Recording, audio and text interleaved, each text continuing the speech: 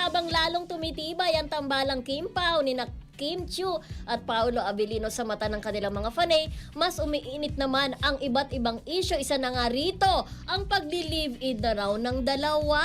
Isang fan account kasi ang nagbunyag ng mga detaling nag-uugnay sa kanila na sa isang kondo raw sa BGC habang isa ilalim daw sa renovation ang kanilang sinasabing bahay sa Forbes Park. Mas lalo pang nagliyab ang Chismax ng ihayag na nakapangalan umano sa kanilang dalawa ang property. Totoo nga kaya ito o matagal na ngang hinala ng Kim Paulandia o baka bahagi lang ito ng kanilang delulu moments bilang pampalubag loob sa matagal na ngang paghihintay sa ayuda ni na Kim at Paolo. Ayun, nagli-live-in na daw sila sa BGC, BFF. Pero yayamanin talaga. Tapos Oo, may pinapayos pang bahay sa Forbes Park. Kung totoo Kung ba yun. totoo man. Ako, kung totoo ba yun, can afford yun dahil alam naman natin na yayamanin na yung dalawang yan. Oo, diba? can afford naman nila. Oo, Pero Forbes Park. syempre, may question mark pa rin Ah. talaga yan, di ba? Lalo na yung Forbes Park. Na, Pero kung sakali maglilibin man sila bagong kasal, uso na rin naman yun. Di naman Yun lang natin naman ang mga bali-balita. isip-isip. Pero kung sa tingin ko, gugustuhin ni Kim Chiu na kasal muna. Kasi Yeah, kung diba? matatandaan nyo, kung nakasubaybay, alam din naman ng ating mga Kim Pao Fania na Yes. kung nakasubaybay sila dun sa mga lumang interview ni Kim, may isa siyang lumang interview kung saan sinabi niya na kung siya ang tatanungin talaga, marriage first. Marriage Oo, first. ayaw niya Marriage yung first. live-in. Ayaw yan ni Mami Amores tsaka si Ate Carmen Dolanas. Dolanas. Ang gusto ni Ate Carmen, kailangan kasal muna sila. Kasal muna bago ang pagsasama, di ba? Yes, siya ni Correct. Marcelita, kasal muna. Oy, tsaka pero we feeling have ko- nothing against doon sa mga Nagli-live-in, ganong arrangement. oo. Kailangan maging klaro tayo doon kasi kanya Kaya- naman yan eh. Na Diba, gusto if- kagustuhan, no? Yung iba nga, 'di ba, marriage before nagsama pero naghiwalay din. Pero si Kim, perfect example of course si Kim Molina tsaka si Napoles. Gerald. Napoles, ang tagal-tagal nilang nag-live-in. Tama. Kailan lang sila nagpakasal? Oh, ito nga. Diba? Meron pang couple na matagal na nagli-live-in. Bumibilang na ng mga taon. Oo. Si Ina de Belen at saka si Ay, Jake oo. Vargas. Kaya nga, Diba? eventually, kakasal din sila kasi yung iba parang gusto muna nilang kilalanin ng bonggang-bongga yung isa't isa. Kung yung sa pagsasama nyo, magtatagal tayo. Pagka talaga, sa tingin ko tayo ng dalawa, pakasal na tayo, di ba? Pero BFF, feeling ko din si Paolo Abilino, hindi rin niya gusto yung setup na live-in, no? Kaya siyempre, kung deluluyin ng mga fan niya, halimbawa, hayaan natin sila. Hayaan natin sila. Dahil ako, hanggat maaari, gusto ko rin nagsasama na yung dalawa, di ba? Tama ka Pero, dyan. sa tingin ko, sila na taga endgame ko ng endgame. O, di ba may chika pa nga na biglang nawala daw si Kim nung last week sa kanilang programa at sumunod daw at kasama daw. O, hindi naman sumunod, kasama daw ni Paolo naman sa Taiwan. Oh. Diba? Kasi Diyos di ba, ko. Hindi kaya mangyari yung kagaya ng kay Sarah Geronimo nagaling sa taping ng isang show. Oo. Biglang, yung kinasal na Ito na, sila. sabi ni Revelyn Starkey. Hi, Rebelin. Baka nga totoo ang chika na married secretly na ang Kim Pao. Oo, correct. Talbog. May mga ganong din, di ba? Oy, sabi ni Vic Vasquez, may polyps din daw siya sa left nose. Hi, Beck Vasquez. Oo, Hi, kaya Beck ang F. Beck. papacheck cap din siya. Ayan, Carmen Dolalas. Hello, Ate Carms. Yung carton mo sa Thursday na. Yeah, Ate Ayan. Carmen. Oo. At saka hello din kay Tapit Roque, Prince Caleb, at saka kay Marina Corazon. Annalyn Anape Muelo. Ay, galit na galit si Annalyn Anape Muelo. Bakit naman? Kaya Bakit galit na naman? galit. Diyos ko, merong isang basya. Hi! Mas gwapo pa si dyan. Mas gwapo pa si Jericho kay Paolo. In fairness, gwapo si Jericho, gwapo rin si Paolo. Magkaiba ng kagwapuan. Oo. Dahil tagal si Annalyn Anapemwell. And hello din kay Annalyn Hiccup. Yes, at hello din kay Ate Lorna Anselmo at kay Emily Gomez. Thank you, Ate Yan. Lorna Ate Anselmo. Emily, kumusta ka na? Namimiss ka na namin. Yes, Emily Gomez. Orchi Yap, good morning from Dumaguete City. Ang tanong kung delulu lang ba ang Kim Pao fans tungkol sa live-in issue ni na Kim Chiu at Paolo Avellino ay mahirap sagutin ng oo o hindi. Sa totoo lang, hanggang ngayon ay wala pang kumpirmasyon mula kina Kim at Paolo na sila ay live-in o magkasamang nakatira sa isang bahay. Karamihan sa mga lumalabas online ay mga obserbasyon, hinala at interpretasyon ng fans sa kanilang mga larawan, video, interviews at public appearances. Wala pang matibay na ebidensya o opisyal na pahayag na nagpapatunay sa mga usap-usapang ito. Gayunpaman, hindi rin may kakaila na maraming dahilan kung bakit lumalakas ang paniniwala ng ilang Kim Pao fans. Sunod-sunod ang kanilang proyekto, mula sa mga teleserye hanggang sa pelikula at maging sa kanilang Love Kim Pao World Tour, kaya mas nakikita ng publiko ang kanilang closeness at chemistry. Para sa maraming fans, ang pagiging delulu ay bahagi ng fandom culture. Nag-enjoy silang magbuo ng theories at kilig moments. Walang masama rito hanggat naintindihan nilang haka-haka lamang ang mga ito at hindi pa kumpirmadong katotohanan. Ang mas magandang pananaw ay ito. Posible na may espesyal na namamagitan kina Kim at Paulo. Posible ring napakalapit lang nilang magkaibigan at magka-partner sa trabaho. Hanggat wala silang opisyal na kumpirmasyon, lahat ng live-in rumors ay mananatiling espekulasyon lamang. Kung fan ka ng Kim Pao, pwedeng kiligin at mag-enjoy sa kanilang samahan. Pero mahalaga ring igalang ang kanilang pribadong buhay at huwag agad gawing katotohanan ang mga usap-usapan. Sa ngayon, ang masasabi lang natin ay, maraming palatandaan na malapit sila sa isa't isa, pero wala pang malinaw na ebidensya na nagpapatunay sa live-in issue.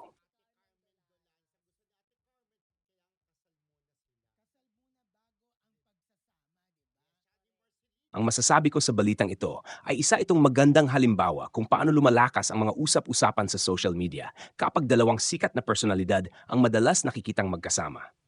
Kim Chiu at Paulo Avellino ay isa sa mga pinakasikat na love teams sa kasalukuyan, kaya natural lang na bawat kilos, larawan o pahayag nila ay sinusuri ng fans. Dahil dito, mabilis na nabubuo ang iba't ibang teorya, kabilang na ang usapin ng umano'y live-in setup. Sa aking pananaw, walang masama kung kinikilig at umaasa ang mga tagahanga. Bahagi na ng fandom culture ang paghahanap ng mga clues at pagbabahagi ng mga obserbasyon. Ang problema lamang kapag ang mga hinala ay itinuturing ng tiyak na katotohanan kahit wala pang malinaw na kumpirmasyon mula sa mga taong sangkot. Kapansin-pansin din na maraming Kim Pao fans ang nagsasabing hindi sila delulu, kundi masaya lamang silang suportahan ang dalawa. Sa kabilang banda, may mga netizens naman na naniniwalang sobra na ang pag-aanalisa ng bawat detalye ng kanilang buhay. Parehong pananaw ay may punto. Ang mahalaga ay manatiling balanse ang pagtingin sa mga balita at tsismis.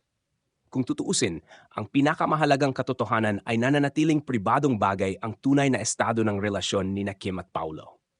Kahit gaano karaming screenshots, videos o fan theories ang lumabas online, sila pa rin ang may karapatang magsabi kung ano talaga ang kanilang sitwasyon. Ang nakadadagdag pa sa interes ng publiko ay ang natural nilang chemistry, ang pagiging komportable nila sa isa't isa, at ang sunod-sunod nilang proyekto. Dahil dito, lalong tumitibay ang paniniwala ng ilang fans na may espesyal na namamagitan sa kanila. Ngunit hanggang walang opisyal na pahayag, ang live-in issue ay mananatiling isang haka-haka at usap-usapan lamang. Sa huli, mas magandang tingnan ang isyung ito bilang bahagi ng kasikatan ng Kim Pao tandem kaysa bilang isang kumpirmadong balita. Maaring kiligin ng fans, maaring magbigay ng kani-kanilang opinyon ng netizens, ngunit mahalaga pa ring paghiwalayin ang mga napatunayang impormasyon at mga personal na hinuha lamang.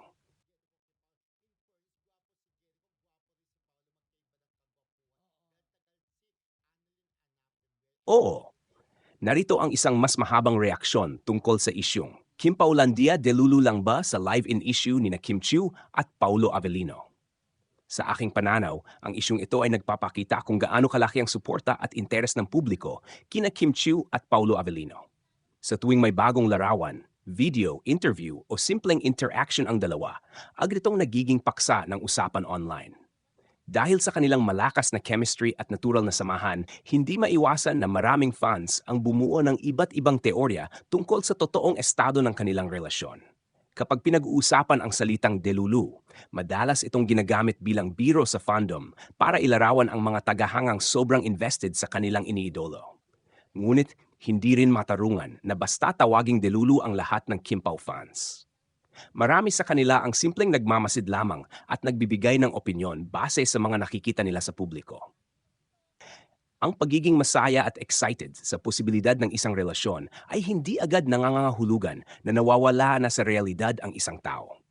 Sa kabilang banda, mahalaga ring tandaan na ang live-in issue ay nananatiling isang haka-haka hanggat walang direktang kumpirmasyon mula kina Kim at Paulo. Sa panahon ng social media, napakadaling magduktong-duktong ng impormasyon.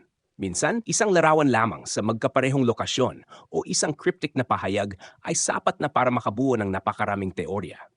Ngunit hindi lahat ng nakikita online ay automatikong patunay ng isang bagay. Isa rin sa mga dahilan kung bakit hindi agad nawawala ang usaping ito ay dahil sa paraan ng pagtrato ng publiko sa mga sikat na love teams. Kapag nakikita ng mga tao na maganda ang samahan ng dalawang artista, natural na gugustuhin nilang maging magkatuluyan ang mga ito sa totoong buhay. Nangyari na ito sa maraming celebrity pairings sa nakaraan at patuloy itong nangyayari hanggang ngayon. Sa kaso ni na Kim at Paulo, mas lalo itong lumalakas dahil pareho silang may malawak na fanbase at kitang-kita ng marami ang kanilang pagiging komportable sa isa't isa. May isa pang aspeto rito na dapat pag-isipan. Kahit mga public figures sina Kim at Paulo, may bahagi pa rin ng kanilang buhay na pribado. Kung sakaling may espesyal ngang namamagitan sa kanila, nasa kanila ang karapatan kung kailan at paano nila ito ibabahagi sa publiko. Hindi obligasyon ng sinuman na ilahad agad ang bawat detalye ng kanilang personal na relasyon dahil lamang sa matinding interes ng mga tagahanga. Sa tingin ko, ang pinakamagandang gawin ng mga fans ay ipagpatuloy ang pagsuporta sa kanilang mga proyekto habang nananatiling bukas ang isip sa anumang posibilidad. Kung totoo man ang mga hinala, darating ang panahon na maaring magsalita ang dalawa. Kung hindi naman, hindi mababawasan ang kanilang talento at ang magandang samahan na nakikita ng publiko. Sa huli, ang live-in issue ni na Kim Chiu at Paulo Avellino ay nananatiling isang usap-usapan na nakabatay sa mga obserbasyon at interpretasyon ng mga tao. Hindi masamang kiligin, hindi masamang umasa, at hindi rin masamang magduda. Ang mahalaga ay huwag agad gawing katotohanan ang isang bagay na wala pang malinaw na kumpirmasyon.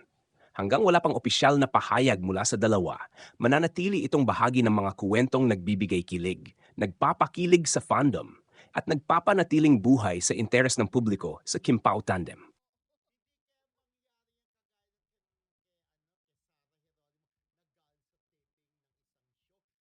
Marami pang maaring maidagdag sa isyong ito, lalo na kung titingnan natin ang mas malawak na epekto nito sa fandom at showbiz industry. Una, ipinapakita ng isyong ito kung gaano kalakas ang impluensya ng Kim Pao fandom. Kapag may lumalabas na balita o chismis tungkol kina Kim Chiu at Paulo Avellino, mabilis itong nagti-trending at nagiging sentro ng diskusyon sa iba't ibang social media platforms. Ibig sabihin, mataas ang interes ng publiko sa kanilang tambalan at sa posibilidad ng kanilang tunay na relasyon. Ikalawa, ang kawalan ng kumpirmasyon mula sa dalawa ang isa sa mga dahilan kung bakit patuloy na umiikot ang mga haka-haka. Kapag walang malinaw na sagot, mas nagiging malihain ang mga netizens sa pagbuo ng mga teorya. May mga naghahanap ng clues sa kanilang mga interviews, posts, at maging sa mga simpleng detalye ng kanilang pang-araw-araw na buhay. Ngunit mahalagang tandaan na ang mga ito ay interpretasyon lamang ng publiko at hindi automatikong katibayan. Ikatlo, makikita rito ang pagkakaiba ng fan perception at reality. Minsan, dahil sa matinding paghanga at suporta, mas nakita ng fans ang mga bagay na nais nilang mangyari. Hindi ito masama dahil bahagi ito ng pagiging tagahanga. Ngunit mahalaga ring kilalanin na ang tunay na sitwasyon ay maaring iba sa mga iniisip o inaasahan ng fandom. Isa pang mahalagang punto ay ang maturity na ipinapakita ng maraming Kim Pao supporters. Sa halip na pilitin ang dalawa na magbigay ng sagot, marami ang nagsasabing handa silang suportahan sina Kim at Paulo anuman ang tunay na estado ng kanilang relasyon. Ito ang uri ng fandom na nagbibigay ng espasyo sa mga artista upang mamuhay ng hindi sobrang naipit sa pressure ng publiko. Sa kabilang banda, may mga nagsasabi ring ang patuloy na pag-uugnay sa dalawa ay patunay lamang ng epektibong chemistry nila bilang on-screen partners. Posibleng ang nakikitang closeness ay bunga ng kanilang magandang samahan bilang magkaibigan at magkatrabaho. Posible rin namang may mas malalim na relasyon silang pinipiling panatilihing pribado.